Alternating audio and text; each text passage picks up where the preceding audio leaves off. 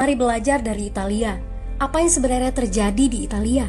Apa yang bisa kita jadikan contoh agar tidak terjadi di Indonesia?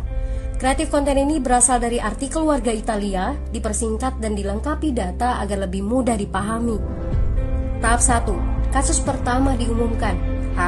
Itu cuma flu. Apa pentingnya pakai masker? Orang-orang ini cuma lebay. Saya kan sehat, gak bakal ketularan. Gak usah panik lah. Tahap 2. Jumlah positif COVID-19 mulai naik signifikan.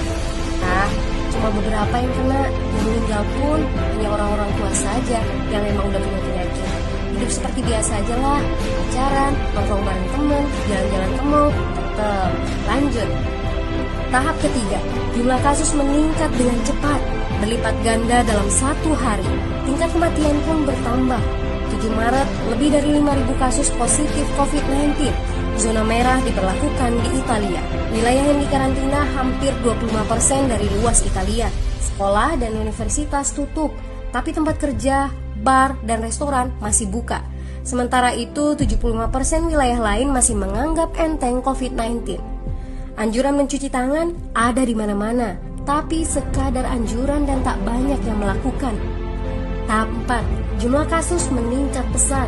Sekolah dan universitas ditutup selama sebulan. Darurat nasional pun diberlakukan. Rumah sakit menambah kapasitas, seluruh kamar dibersihkan untuk memberi ruang bagi pasien COVID-19. Tapi tak ada cukup dokter dan perawat. Ada terlalu banyak kasus pneumonia, terlalu banyak pasien perlu ICU, tapi ruangannya sudah habis, ventilator habis. Pada titik ini seperti kondisi dalam perang. Dokter harus memilih siapa yang akan diobati berdasarkan peluang bertahan hidup.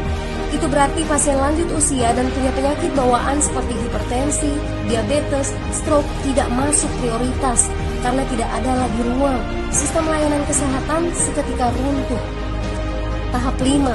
9 Maret mencapai lebih dari 9.000 kasus. Seluruh kota Italia lockdown. Orang-orang bisa pergi hanya untuk keperluan darurat dan dalam pengawasan ketat. Semua bisnis masih dibuka karena jika tidak, ekonomi akan runtuh. Itu kebijakan pemerintah. Mulai ada ketakutan, orang-orang mulai memakai masker dan sarung tangan. Tapi tetap saja, ada anak-anak yang merasa jagoan, masih ingin uji nyali. Pergi ke restoran rame-rame, hangout bareng, minum-minum dan lain sebagainya. Tahap 6. 2 hari kemudian pemerintah Italia berubah pikiran. Semua bisnis harus tutup.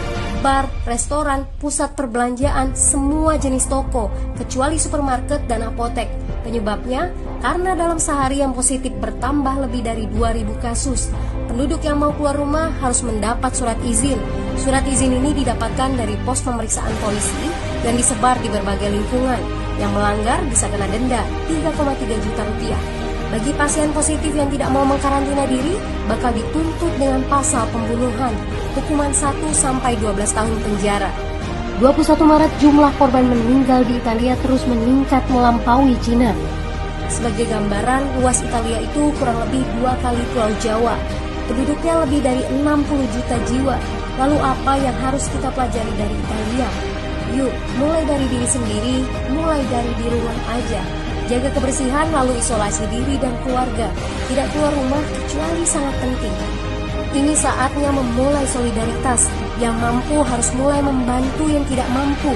Ini adalah bentuk usaha dan doa kita semua. Semoga badai corona ini segera berlalu. Mari memulai kekompakan dengan membagikan informasi ini. Di rumah aja, mari belajar dari Italia.